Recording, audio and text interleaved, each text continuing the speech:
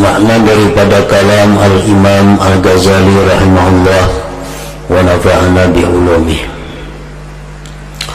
Maka dengan demikian setiap orang yang berpisah dengan rohnya, setiap orang yang meninggal dunia dalam keadaan ingkar kepada Allah Ta'ala di hatinya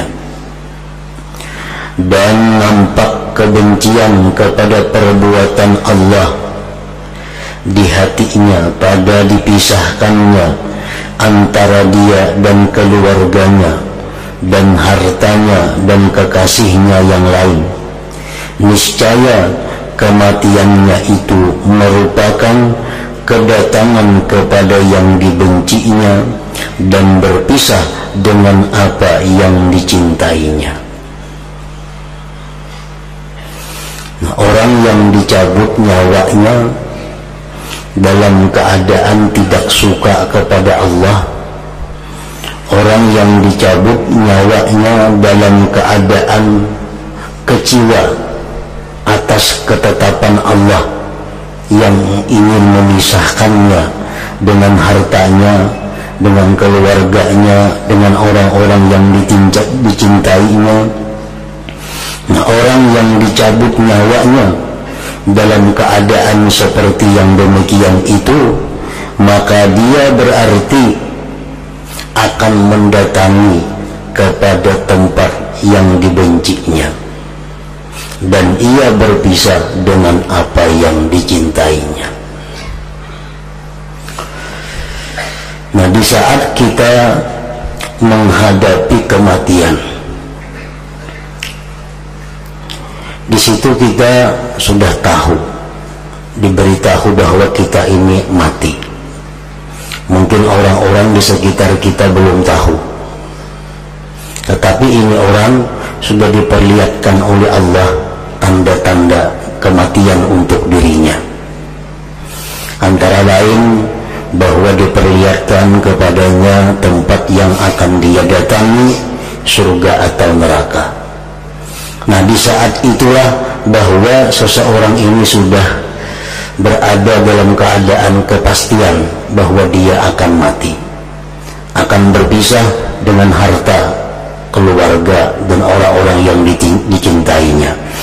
Nah, apabila di saat itu hatinya kecewa kepada ketetapan Allah itu, hatinya sangat berat menghadapi perpisahannya dengan dunia ini, maka itu alamat bahwa dia akan menempati tempat yang sangat dibencinya di hari kiamat. Maka ia datang kepada Allah sebagaimana datangnya seorang hamba yang dimarahi, yang meninggalkan rumah tanpa pamit. Jika ia pulang kembali kepada majikannya secara paksa, maka tidak samar lagi apa yang berhak dengannya daripada kehinaan dan siksaan. Orang yang ingin bertetap di dalam dunia, orang yang ingin selalu berada di tengah-tengah harta dan keluarganya,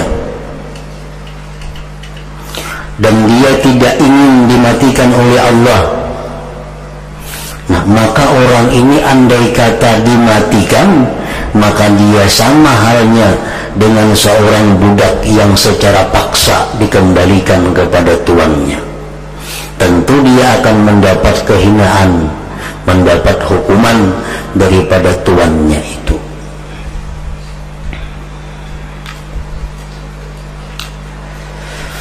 Adapun orang yang meninggal atas cinta, adapun orang yang meninggal atas cinta, maka sesungguhnya ia datang kepada Allah Ta'ala seperti datangnya seorang hamba budak yang berbuat baik dan merindukan kepada majikannya, yang ia menanggung kesulitan-kesulitan pekerjaannya dan kesukaran-kesukaran perjalanan karena menginginkan segera dapat bertemu dengan majikannya. Maka tidak samar lagi apa yang ia temui daripada kegembiraan dan kesenangan dengan semata-mata bertemu, lebih-lebih dari apa yang ia berhak dengannya daripada lemah lembutnya kemuliaan dan indahnya pemberian. Nah, jadi umumnya manusia tidak suka kepada kematian. Jangannya kalau ditunda, kematian itu selalu ditunda. Itu fitrah yang ada pada diri setiap manusia. Kenapa manusia itu tidak suka kepada kematian? Padahal dia meyakini bahwa kematian itu adalah bertemu Allah, bertemu Tuhannya, bertemu dengan orang yang menciptakannya. Tetapi kenapa kita ini kada ketuju lawan kematian itu? Nah, para ulama mengambil dari berbagai hadis Rasulullah sallallahu alaihi wasallam kenapa sebab kita ini kada ketuju bertemu Allah atau kada suka dengan kematian itu. Pertama, sebabnya adalah karena kita cinta dunia, karena kita cinta kepada dunia. Sedangkan bertemu Allah itu berarti meninggalkan dunia. Berhubung dunia yang dicintainya, otomatis dia kada akan mau berpisah dengan dunia itu. Nah, salah satu penyebabnya adalah kecintaannya kepada dunia. Yang kedua, sebabnya kenapa kita ini takutan dengan kematian itu, karena tidak ada kepastian kita ini mati masuk apa, masuk surga kah atau masuk neraka. Kada ada kepastian. Sedangkan dunia, sesakit-sakitnya kita dalam dunia, kawah aja disandang, sesusah-susahnya dalam dunia kawah aja dipikul. Tapi kalau aku mati, aku belum tahu ke mana matiku, ke surga atau ke neraka. Nah, karena ketidakpastian itulah manusia itu takutan mati. Kalau perlu kada hendak mati.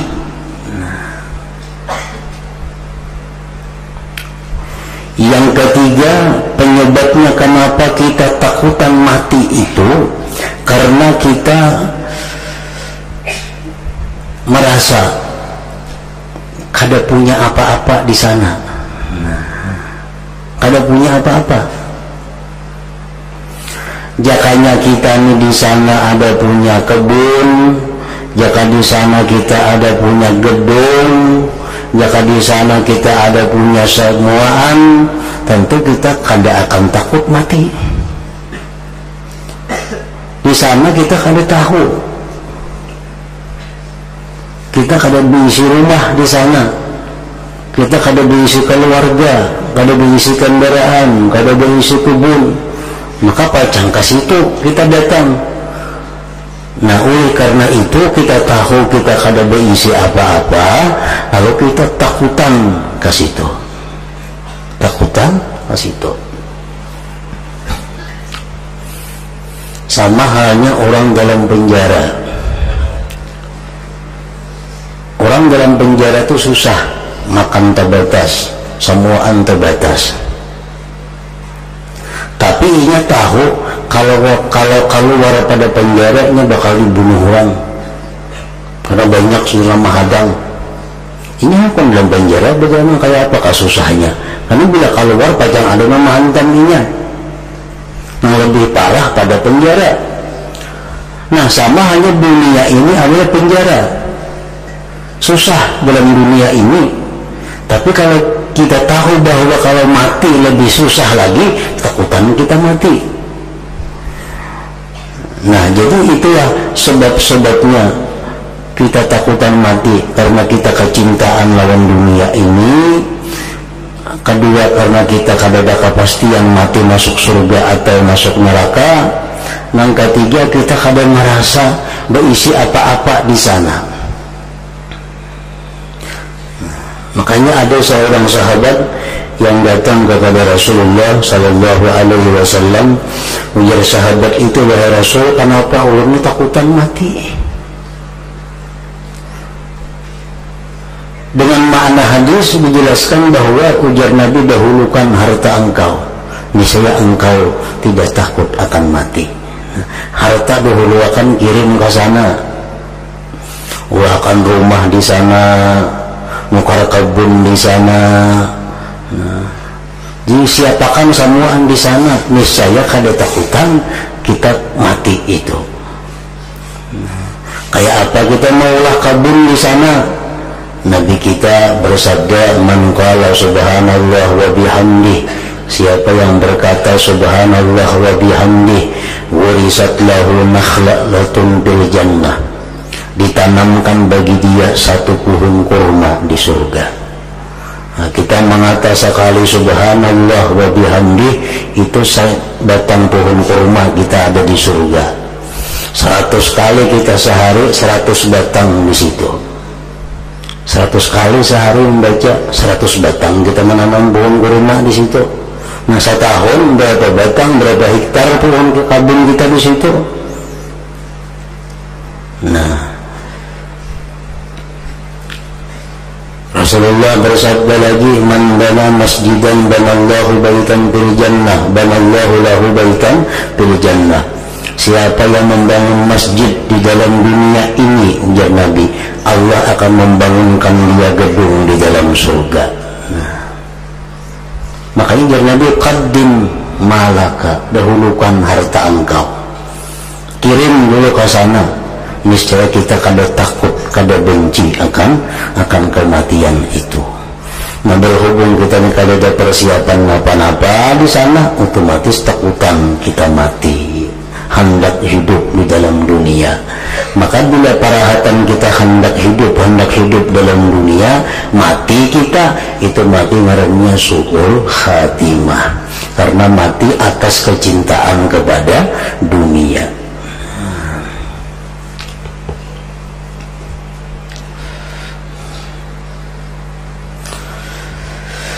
Orang-orang yang beriman, orang-orang yang banyak beramal saleh, itu sudah jelas mereka itu kada takutan mati. Innal mu'min idza furijalahu amma huwa qadimun alaih ahabba lika Allahu ahabba Allah lika'ahu, ujar Nabi kita. Orang yang beriman, yang benar-benar beriman kepada Allah, bila mana dibukakan baginya tempat yang bakal ia datangi, maka dia akan suka bertemu kepada Allah, dan Allah pun suka bertemu kepadanya. Nah, sebagian orang-orang wali, sebagian orang-orang saleh di dalam manakib mereka ada juga menghendak masih dalam dunia ini hidup, tapi bukan karena dunia, bukan karena keluarga. Aku ingin lama hidup dalam dunia ini, kata mereka, karena aku merasakan bagaimana lezatnya salat tengah malam. Karena mati ampe sembahyang tengah malam ada lagi, karena habis sudah beban sembahyang, mati itu ada bersembahyangan lagi. Aku ingin lama hidup dalam dunia karena nikmatnya aku menuntut ilmu di dalam dunia ini. Nah, orang-orang salihin itu mereka hendak panjang umur, tapi kenikmatan mereka bukan pada dunia, bukan karena sayang dengan dunia, tapi karena mereka menemukan kenikmatan akhirat di dalam dunia ini. Ma'uhibbul baqa illa salatul lail, kata mereka, aku tidak suka kekal dalam dunia ini melainkan hanya sembahyang malam. Sembahyang malam itulah yang membuat aku ini ingin panjang umur. Sembahyang malam itu yang ingin aku lama di dalam dunia ini hidup. Nah, karena sembahyang malam hanya bisa dilaksanakan di dalam dunia. Di akhirat kan ada lagi sembahyang malam. Nah, jadi memang ada sebagian orang-orang wali, orang-orang saleh yang ketujuh dalam dunia ini hidup, tapi bukan untuk mencintai dunia, mengurus dunia, tetapi karena nikmatnya munajat, nikmatnya berdialog, nikmatnya berzikir kepada Allah di dalam dunia ini.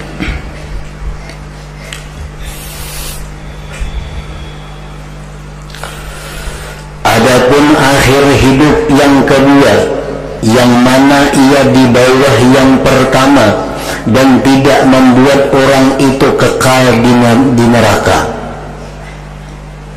Kalau orang mati dalam keadaan i'tikad yang salah, kalau orang yang mati membawa i'tikad bid'ah, nah ini kekal dalam neraka. Su'ul khatimah yang membawa kepada kekal di alam neraka, karena i'tikadnya salah, tauhidnya salah. Nah, kalau orang mati i'tikadnya bujur, tapi ia mati dalam keadaan cinta dunia, ia mati dalam keadaan susah meninggalkan dunia ini, itu pun matinya su'ul khatimah juga, namun itu kadang membuat kekal di dalam neraka, kadang membuat kekal di dalam neraka. Kenapa? Karena i'tikadnya bujur aja, tauhidnya bujur, cuma kecintaannya kepada dunia ini, dan ia mati di waktu cinta dunia itu. Adapun akhir hidup yang kedua, yang mana ia di bawah yang pertama dan tidak membuat orang itu kekal di neraka, maka baginya dua sebab pula. Kenapa kita mati su'ul khatimah? Memang selalu ditakutkan oleh para aulia, para ulama, mati su'ul khatimah ini paling ditakutkan mereka. Ada dua sebab.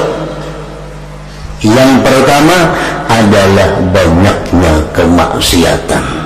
Nah, kebanyakan maksiat yang digawi itu menyebabkan inya mati su'ul khatimah. Meskipun imannya kuat, walaupun imannya kuat, tapi karena kebanyakan maksiat yang dilaksanakan, yang digawinya, itu bisa menyebabkan dia mati dalam keadaan su'ul khatimah, walaupun ini kadang mengakibatkan kekal dalam neraka. Banyaknya kemaksiatan meskipun imannya kuat.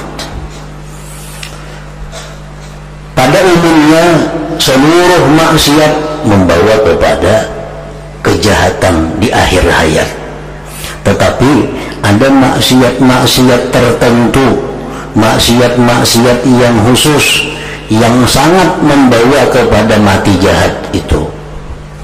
Antara lain tarkus salah, meninggalkan sembahyang. Orang banu sembahyang, banu kada, banu sembahyang, banu kada. Nah, orang 5 kali seharinya 3, banu 4 paling kawa. Nah, ini orang matinya sangat mendekati kepada kejahatan su'ul khatimah. Karena ujar Nabi kita, wa man tarakas shalah fala dina lahu. Nah, orang yang meninggalkan sembahyang itu tidak ada agama baginya. Nah, bila kada ada agama itu artinya sangat membahayakan. Maksiat lain yang membawa kepada su'ul khatimah itu kada biris dalam mengeluarkan zakat. Imma kada bayar zakat, atau bayar zakatnya kurang, atau bayar zakatnya pas membagi salah. Artinya zakatnya kada tuntas. Ini yang dikisahkan Al-Quran. Begitu datang malaikat maut dan tahu kesalahannya bahwa zakatnya kada diris, dia minta tunda. Rabbi laula akhartani ila ajalin qarib fa asaddaqa wa akun minas salihin. Begitu dinampakkan kesalahannya ini masalah zakat, dia minta kepada Tuhan, hai Tuhan, beri aku waktu sedikit, beri aku waktu sedikit untuk menuntaskan zakatku sehingga aku mati menjadi orang yang saleh. Israel menjawab, wala yuakhirallahu nafsan idza jaa ajaluha. Sekarang ajalmu sudah tiba, sedetik pun kamu tidak bisa ditunda. Nah, ini kekurangan dalam masalah zakat membawa kepada mati jahat tadi, su'ul khatimah.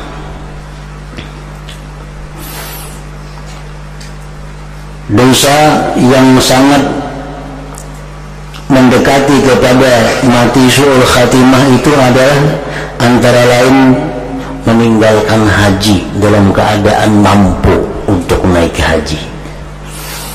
Rasulullah mengatakan, man malaka zadan aw rahilatan tuballighuhu hajja baitillahil haram wa lam yahujja fala alai an yamuta yahudiyan aw nasraniyan. Orang yang punya kemampuan naik haji tetapi dia tidak naik haji, maka dia mati tidak mengapa, mati sebagai Yahudi atau Nasrani. Jadi berat orang yang punya kemampuan naik haji tapi kalau naik haji mati. Nah, ini matinya sangat mendekati kepada su'ul khatimah. Karena dia Nabi, biarlah dia mati Yahudi atau Nasrani.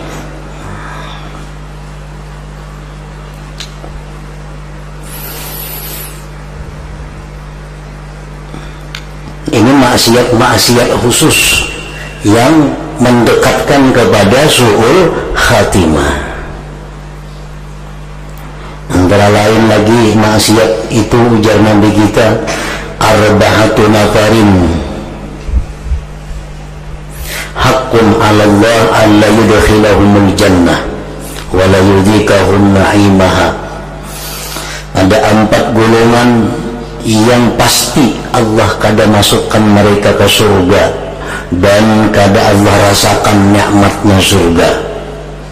1, mudminu khamrin, orang yang suka minum arak. Wa akilur riba, orang yang makan riba.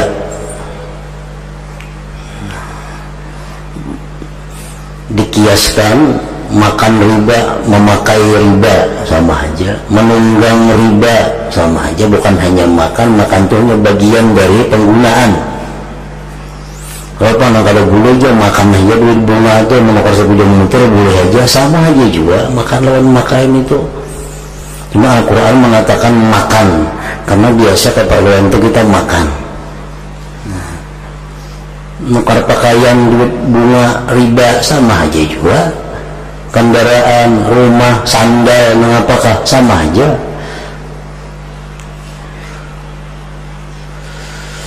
Wa akilu malil yatim, makan harta anak yatim.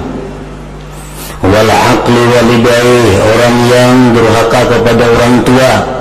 4 orang itu dipastikan Allah kada masuk surga dan kada Allah rasakan nikmat surga, illa ayyatubu, kecuali tobat sebelum matinya. Nah, kecuali tobat.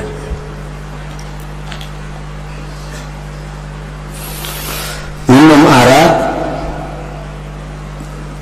melakukan riba, memakan ampun anak yatim, durhaka kepada orang tua, berzina. Nah, itu dosa-dosa tertentu yang mendekatkan kepada mati dalam keadaan su'ul khatimah. Orang mati itu su'ul khatimah nang malam Jumat kamatinya kada berpengaruh kada. Untung ke malam Jumat orangnya maka utul. Nah, malam Jumat itu baik, orangnya baik. Kamu orangnya kada baik, musuh matinya malam apa, bulan apa? Malam Jumat itu baik, siang Jumat baik, amun orangnya baik, artinya menambah kebaikan. Amun orangnya kada baik, pada jadi masalah, malam apa kayaknya mati.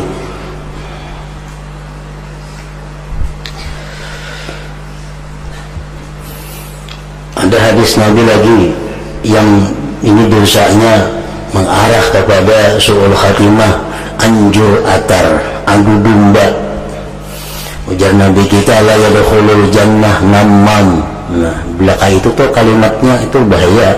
La yadkhulul jannah namam. Kada masuk surga orang yang anjur atar, orang yang katuju mengipasi, orang yang damai jadi bahwa, orang yang bahwa tambah bahwa. Ini banyak nang kada merasa kelakuan nangka itu asa orang yang anjur atar pada seorang anjur atar. Ini mendengar kayak gini, nah asa orang yang anjur atar itu kada seorang, padahal seorang anjur atar. Kada merasa kadanya. La yadkhulul jannata namam. Kada masuk surga jar Nabi orang yang anjur atar. Bila kada masuk surga berarti matinya bacang su'ul khatimah. Karena kalau orang mati husnul khatimah itu masuk surga. Bila ada hadis Nabi yang mengatakan la yadkhulul jannah, kada masuk surga ini itu, berarti orang ini su'ul khatimah. La yadkhulul jannata namam. Nah jadi penyebabnya adalah su'ul khatimah itu banyaknya kemaksiatan meskipun imannya kuat. Walaupun imannya kuat, walaupun i'tikadnya jujur, tapi karena kebanyakan maksiat yang digawinya,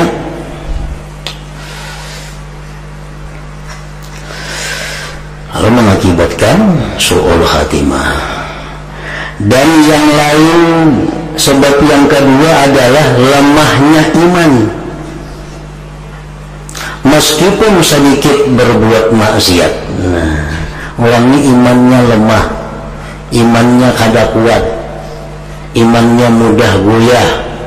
Walaupunnya maksiat kada banyak, orangnya kada pemandir sandung benar. Ada senyambet orang, apalagi manjur atar orang, apalagi madu domba orang, nggak ada bisa. Banyak di rumah hanya begana, tapi bagaul, hanya dosanya kada banyak orang nih, cuma imannya kada kuat. Kenapa kada kuat? Karena nya kada mengaji. Kan di rumah begana, kada mengaji. Bila orang kada mengaji, kada pernah memperkuat imannya. Nah, iman yang kada kuat ini mengakibatkan ini kena mati dalam keadaan su'ul khatimah juga, walaupun maksiatnya kada banyak. Dan penjelasan yang demikian itu karena melakukan maksiat itu sebabnya kuatnya syahwat dan melekatnya syahwat dalam hati, dengan banyaknya kecenderungan hati dan kebiasaan atas yang demikian. Semua yang disenangi oleh manusia dalam umurnya, maka ingatannya kembali kepada hatinya ketika akan meninggal. Jadi waktu kita hendak meninggal dunia itu, nang muncul dalam hati kita apa yang kita senangi dalam dunia.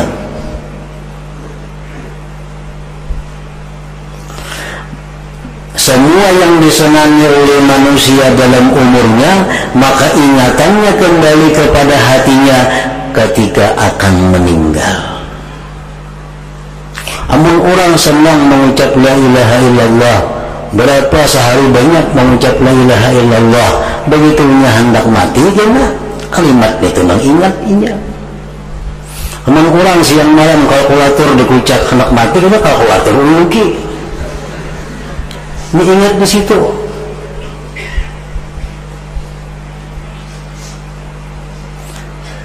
Apa kesenangannya, kesibukannya dalam dunia, itulah yang diingatnya waktu hendak mati. Apabila kesenangannya lebih banyak kepada taat, maka kebanyakan yang datang dalam hatinya adalah ingat kepada taat kepada Allah Ta'ala. Dan apabila kesenangannya itu lebih banyak kepada maksiat, maka ingatannya pada maksiat itu kuat atas hatinya ketika akan mati.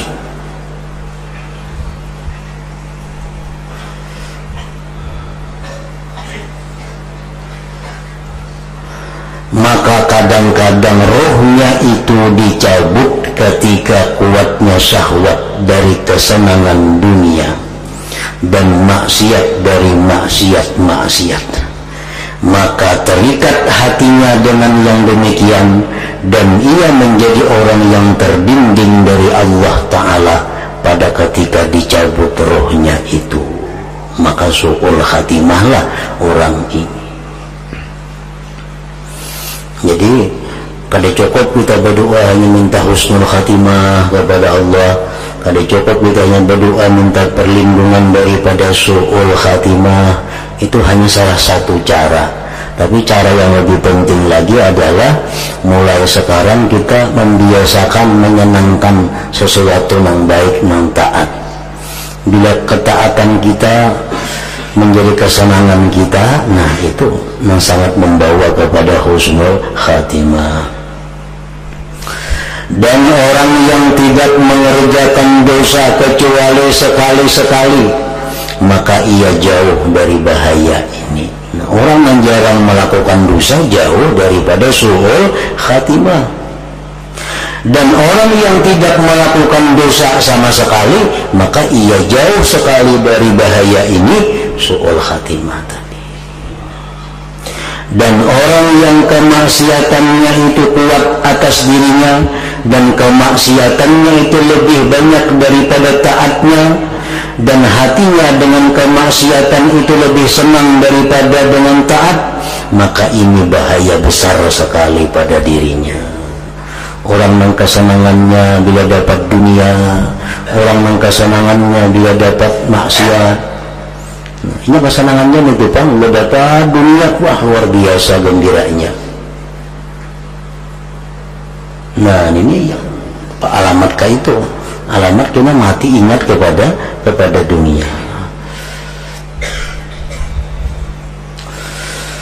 Kami akan memperkenalkan ini dengan contoh, ujar Imam Ghazali, yaitu bahwasanya tidak samar, artinya jelas, atasmu bahwa manusia itu bermimpi dalam tidurnya sejumlah dari hal ihwalnya yang dikenalnya sepanjang umurnya, sehingga ia tidak bermimpi melainkan contoh yang dilihatnya dalam keadaan jaga.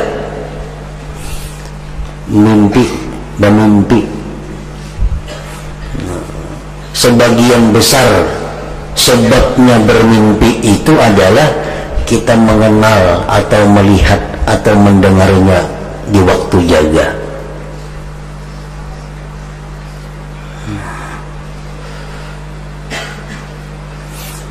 Mimpi itu biasanya adalah pekerjaan-pekerjaan kita.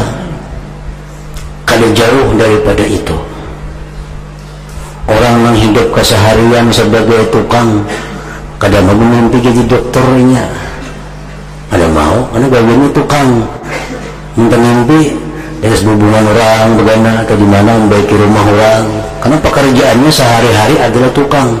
Mimpinya itu kada jauh daripada pertukangan,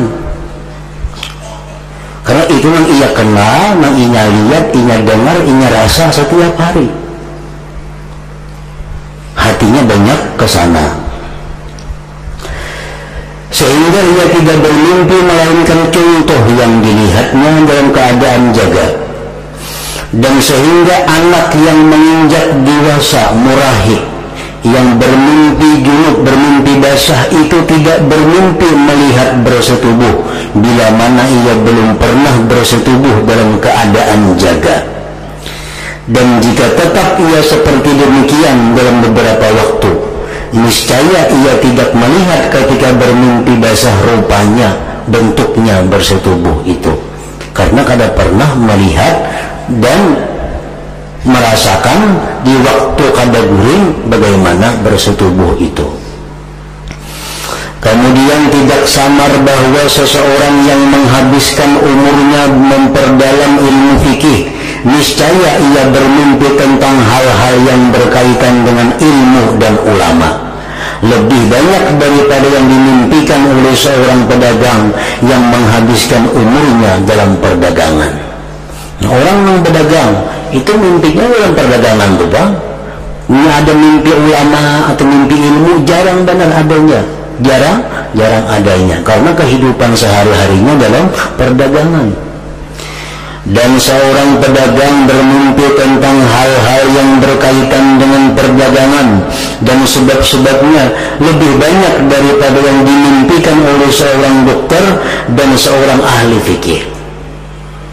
Dokter mau jadi mimpinya perdagangan cuma jarang, karena kesehariannya hidupnya adalah di bidang kedokteran. Karena sesuatu yang nampak dalam keadaan tidur itu adalah apa yang dihasilkannya sesuai dengan hati, sebab lama sayangnya atau sebab yang lain dari sebab-sebab. Orang hendak mimpi jadi temuan Nabi, nah itu bisa saja temuan Nabi. Tapi kalau sudah kerinduannya dengan Nabi itu luar biasa. Ribuan kali ini sebut nama Nabi, sehingga sampai-sampai terbawa guling salawatnya. Nak mau mimpi Nabi ini tuh, mau 10 besukan, 10 kamarian, nak mimpi Nabi kan banyak mau.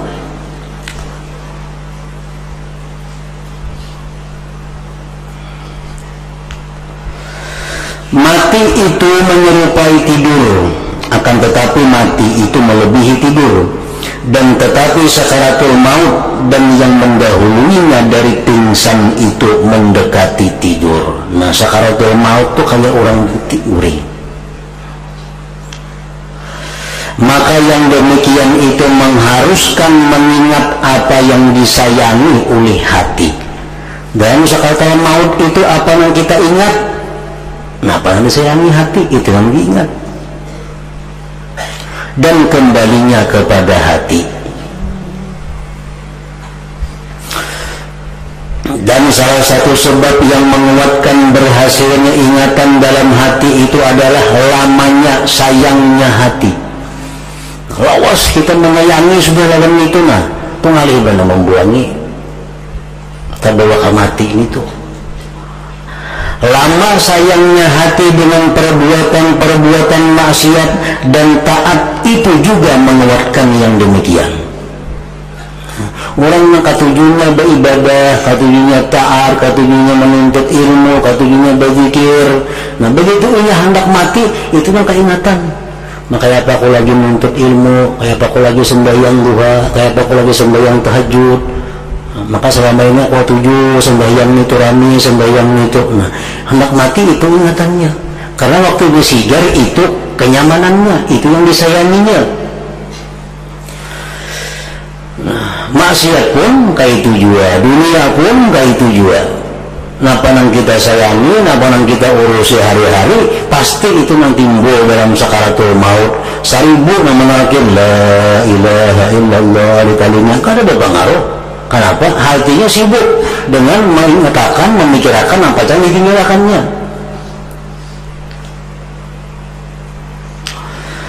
Dan demikian juga tidurnya orang-orang saleh berbeda dengan tidurnya orang-orang fasik.